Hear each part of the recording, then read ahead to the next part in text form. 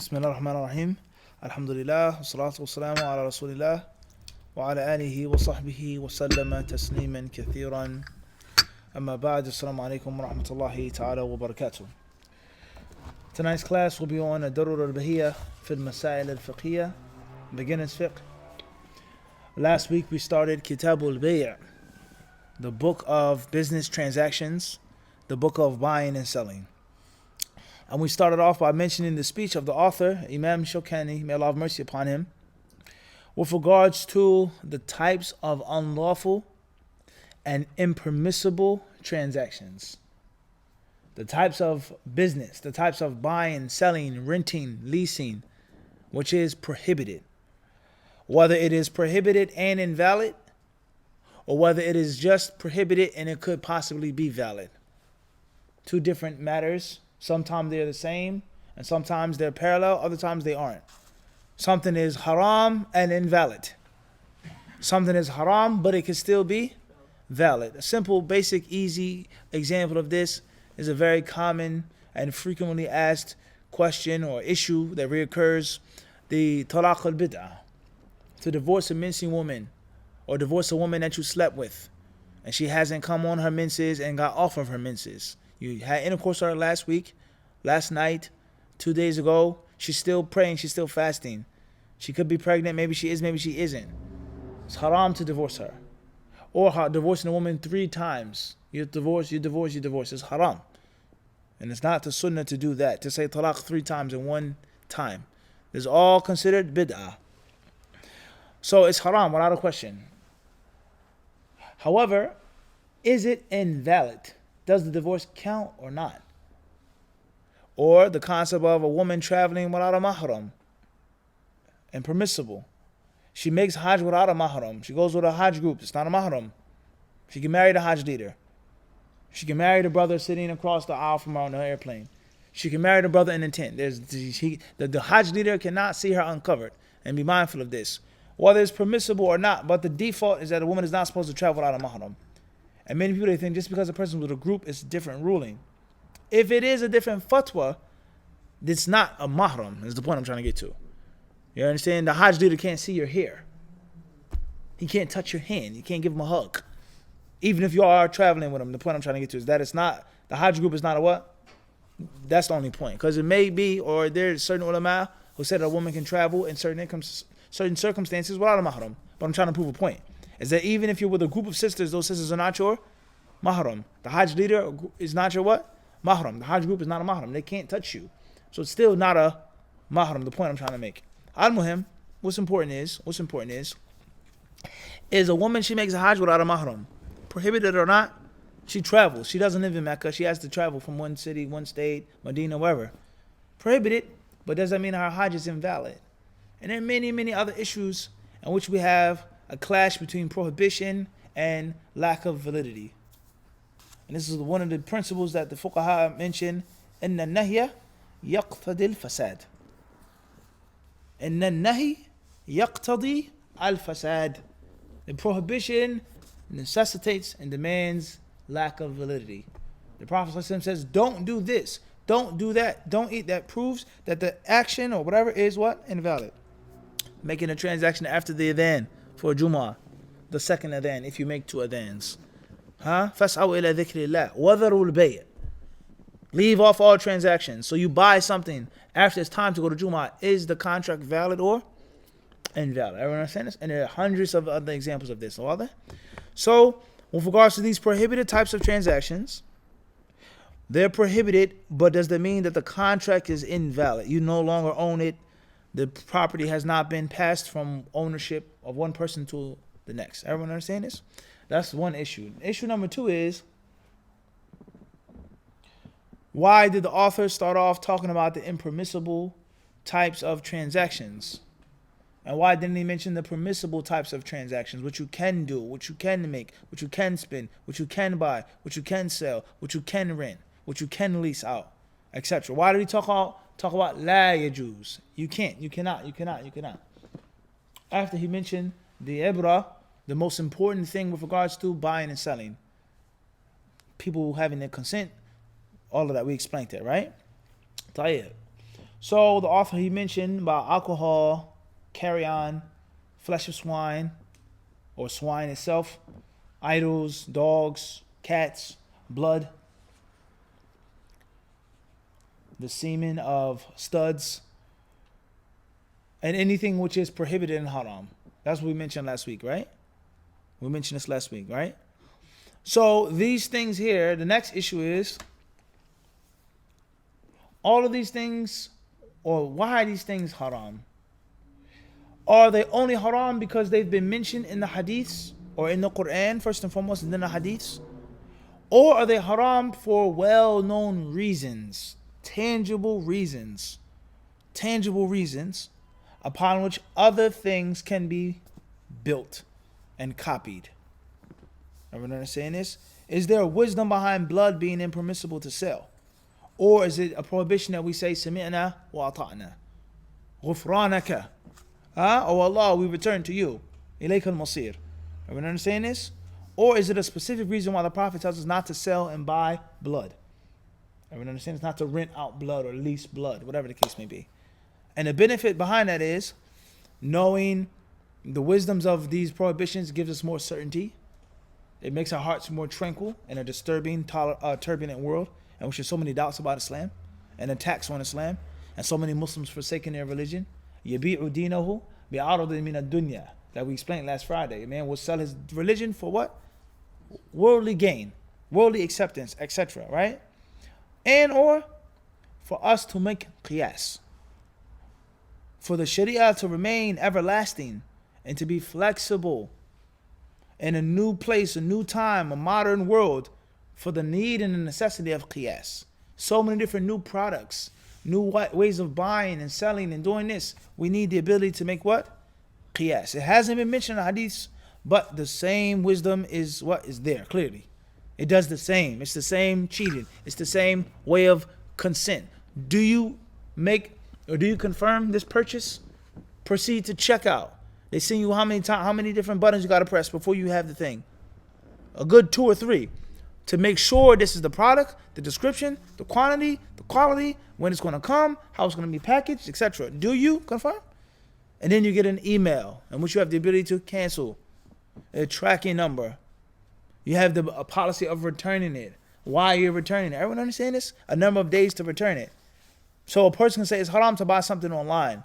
You have to be in the marketplace in which you what? Grab the hands. Bay'. Al-ba'. The ba'. This is a ba'. A hand. And the scholars of Islam say it's called bay' in the Arabic language is because whenever they would make a contract, the ba' will meet another ba'. Bay'un. Or bay'ah. Pledge of allegiance. What? You say what? You give your allegiance to the new. Everyone understand this? Everybody clear on this or not? So the connection of the language and the fiqh, the ba', the yed, this spot, the ba'. Everyone understand this? They call it a bay'. Whenever they would make a sale, they would do what? They would shake one, just like people do today. Thank you very much. Or they say good luck. The car dealer shakes your hand and say what? Right? Mercedes would say good luck, enjoy, congratulations, you purchased a such and such. No? So buying things online, you can't touch no one's hand. There's no ba' touching another ba'. So therefore it's invalid. It's haram. You can't buy anything online. Can you say that? The internet is not mentioned in the Quran and the Sunnah directly. Amazon.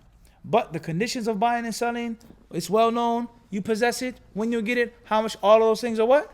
So therefore we make a qiyas. Everyone understand this? We have a template that is universal and that is timeless. Everybody understand the importance of this?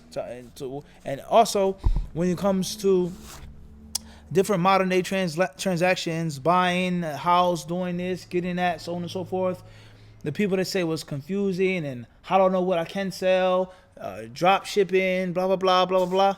It's all based off of how well you understand the traditional stuff. Everybody understand the point I'm trying to get to? Because that's what all the modern stuff is what? Based on. You can't buy this. You cannot sell this. You don't own it. You're an agent. What you're proving, or you're posing to be someone who owns it, etc. Do you have the ability to return the money back to the buyer, to the customer, if they don't have it at the factory? Are they okay with a red one, but online it looked blue? We'll hack it then, huh? Right, moving forward. So some of the scholars they mention, as far as the prohibition of these things, alcohol, a dead animal, or animal that hasn't been slaughtered properly, swimming by dead, of course, khinzir, flesh of swine, and asnam, the things that the Prophet made unlawful on the day of, or the year of Fath, the conquest of Mecca. The idols, of course, they say, fihi fasadul adyan. Fihi fasadul adyan is the corruption of people's religion, of their creed, of their belief system, the allowance of buying and selling idols that ruins the people's deen. And in khamr, they say, fihi fasadul uqul, destroys a person's mind. The buying and selling of alcohol, when it does to the mind.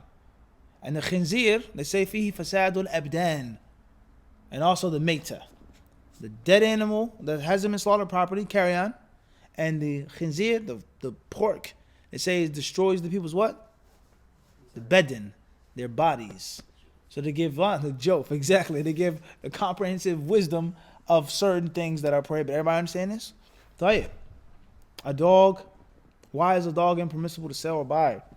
We have general ahadith to prove that.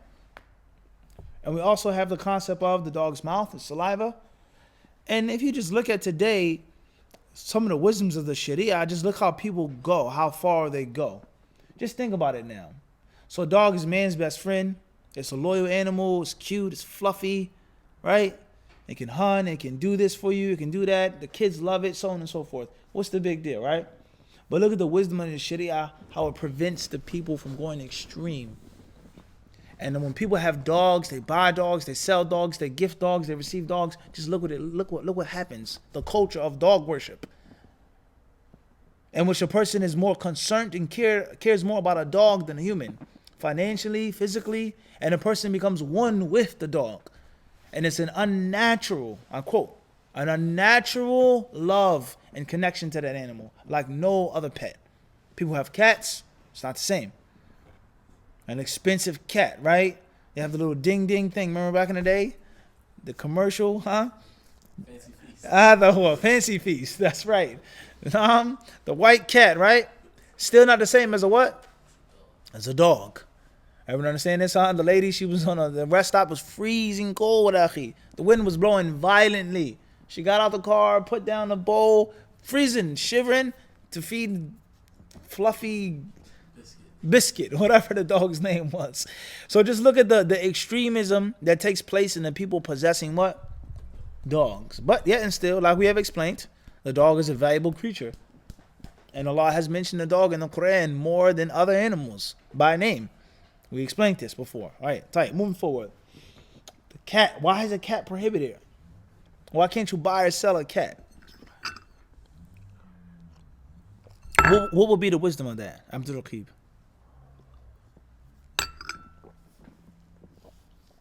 What you think? Is there wisdom? Have the scholars mentioned anything? Would it be for the same reason? People going extreme? What do you think? How many people you see walking down the street in Manhattan with cats? Huh? How many cat garages have you seen in Brooklyn? Bed-Stuy, brother. Huh? Oh, no. Good days are what? Gone and long gone. All that hard kalam is over, yaki. Huh? Cats are supposed to be free creatures. Allahu Akbar. Keep going. Continue. Why are they supposed to be free creatures? They can coexist with us, but they're not under us like a pet. Okay. Mina tawafina alaykum aw tawafat, huh? The animal that goes about. Tayyib, what else? Anything else? Tayyib. Let's move forward. He says, wa asbil fahl. Huh? Renting out a stud. Having an animal mate with a what? Another animal. I'll lend them out for you. You can have them for what? 3 hours. Whatever he falls upon, right? You still owe me what? Such and such amount of money. What will be the prohibition of this? Person not knowing what they're getting, paying a price for something. That horse may not mate, may mate or may not mate. May become pregnant or not. The mare, whatever, may, huh? No, it's like a gamble. It's unknown. It's risky. Jahala. It's unknown. Gharar. Everyone understand this? طيب, moving forward. He says, وَكُلِّ haramin, and everything which is what? Unlawful, such as?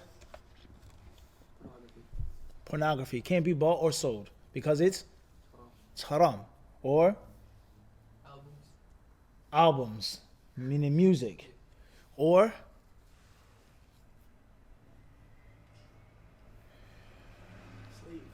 slaves. Or Lottery tickets. gambling. It's muharram. So it can't be sold or bought or leased or rented, etc. Moving forward, he says here,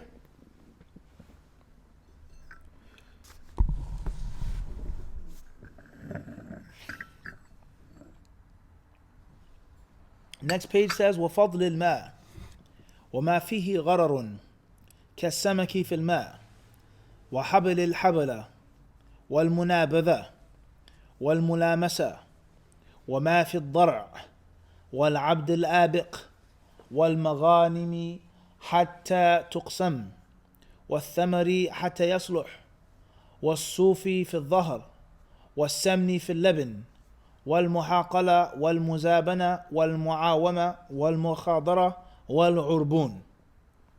He goes on to mention, he says, وَفَضْلِ الْمَاءِ, excess water. Excess water. Let's read here in the translation. It says here, exact same wording, they excess water, they say. And whatever has some danger of deceit for the potential buyer, such as fish in the water, fetus in its mother's womb, trades of al-munabadha, trade by throw, and al-mulamasa, trade by touch. Prohibited also are the selling the milk in the udder, a fled slave, war booties until they are shared, fruits until they are ripe, fleece on an animal, butter and milk, trades of al-muhaqala, al-munabadha, al-muawama, and al-mukhadara. They don't mention the translation of any of them. Prohibited also are the trade of al-urbun, an earnest sale. Moving forward. So, fadlul ma. What's meant by fadlul ma? You can't buy spring water? Something public. Something general. But what if it's my lake? You want water? Sure, you pay me for it. It's my property. Or a well that I dug. My father dug. My sons dug the well. It's my well. We preserve it. We look after it. People want spring water. I can't charge you.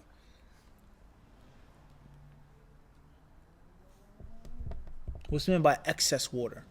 Water that you can't possess. Like Water that you can't possess. It's stinginess. like a sea or something. It's just too big. Anything else? Any other answers to this? What's meant by fadlul ma? Excess water. The prohibition of selling excess water. What's meant by the word excess? More than you have need for. This is enough. So you can sell that what you have need for, the people, and the rest you're just trying to monopolize it. Look into this, huh? He says, وَمَا فِيهِ غَرَرٌ, and that which is gharar. Ghain, ra, gharar. Like ghurur, deception. Which can be translated or understood as deceit, or something which is just extremely risky, an unknown risk, like gambling. You pay for sure, getting is not necessarily for sure, or the amount, the quality, etc. We'll discuss that later, hopefully. Kasamaki fil ma. He says, such as fish in the ocean. I'll sell you these what? This Chinook salmon. طيب. Some brothers, they go to Alaska, mashallah. They enjoy Allah's earth. They smell the fresh mist. They bring you back fish, but they never give you the fish. Months go by, moons. Yes, alunaka anil ahilla. The Quran says, they ask you concerning what? Hilals, moons. Moons go by, you don't get your salmon. You don't get your fish. They want you to eat the farm-raised stuff full of toxin. Astaghfirullah, ya akhi. May Allah guide you, and if not, then anyway, that's between you and your destiny, That's Allah's qadr, طيب. He says, kasamaki fil ma. So you can't sell fish in a pet store, Ahmed? Or buy a fish. You want to buy your little brother some fish. Goldfish. But you have control over that water. Like it's insane. But it says fil ma in water. That we. Ta'wil, huh? Allahu Akbar. Abdur. Meaning that like no, a pond that has It's my pond. like no, you don't know what's inside the water. You don't know if the fish are alive or dead. You don't know. $100 for one scoop of the The water. net. Mathalan. طيب, moving forward. Fish. The fish industry is a huge industry. Huge industry. طيب, moving forward. وحبل الحبلة. وحبل الحبلة. حبل الحبلة, it says here in the footnotes, is a very interesting concept here. Because it's not necessarily what's in the translation. It's not the fetus in the womb necessarily. It's deeper than that and it's more than that. So we have a heifer. She's bearing a baby cow or baby calf, right? You buy the mother in the calf, or you say, I'll take the calf. Veal chops. He said it's the best veal what? In town. طيب خيرا. Moving forward, he says here, قال المصنف في الدراري حبل الحبل قد قيل إنه بيع ولد الناقة الحامل في الحال وقيل بيع ولد ولدها. قال الحافظ في التلخيص ويؤيده يعني الثاني رواية البزار قال فيها هو نتاج النتاج. طيب, وفي المسألة بحث أطول انظر إلى آخره. طيب, بيع حبل الحبل could be the fetus in the womb, or it could be the baby that comes forth from the baby. The baby's baby, or the baby's baby's baby. It's the big mother cow, the baby cow in the belly, but the baby cow that's going to come from? Everyone understand this? Why would this be prohibited? This is not a new type of prohibition. This is all under what? That which is unknown. Gharar. Or that which you don't have the ability to give. It will live, small, big, how much is just unknown, right? What about an unlimited data plan on your cell phone? Is that gharar? That's not known, akhi. You use 5 gigs, 100 gigs. You just rather may cut your phone off, charge you more, raise the price on you or not. Allahu alam. Ya akhi, anta. Faqihun anta. طيب, what's the ruling on having an unlimited data plan or internet? Is that gharar? Are you paying for something that you know? Access. You pay for access. You're paying for access. How can you pay for something unlimited though, brother? It's not necessarily limited. It is unlimited. It says Or they tell you unlimited, but then they say your data usage for this month has been what? slowing down, Exceeded a certain amount. And now we will give you what? A turtle service. or I'll charge you more. But they don't turn the faucet off. So that's gharar. One can say that that's what? It's, that's not true. You're In advance. tayyib. After 22 gigs, Tayyib. Or another one even better than that, just for you. Huh? All you can eat. A buffet. Can you go to a buffet? You pay $6.95 or $10.95 for a lunch buffet. And they tell you can eat all you want. How is the food? How big are the pieces, the portions? Unknown. Is that permissible or not? Versus an entree. And there are many other things as well, right? People say insurance falls under this. طيب, moving forward. طيب. He says, وَالْمُنَابَذَةِ. You throw something at somebody. Say what? it's yours. Give me $5. منابذة. فانبذ إليهم, huh? You throw, right? Or al-mulamasa. You come into my store. Oh man, this is a nice thing. To buy it. You got it. I don't understand this. I didn't even want to buy it. It's yours now. طيب. He says, وَمَا فِي الضَّرَعِ. And that which is in the udder. The milk in the goat or the sheep. How much milk is it? Is it good milk? Al-Muhim, you buy it, it's in the udder. We don't know how the milk is going to come out because it's gharar, it's deceit, it's unknown. Everyone understand this? And there are other things as well. Other things as well. We'll stop here tonight. Allah subhanahu wa ta'ala surely knows best. Walhamdulillah rabbil alameen.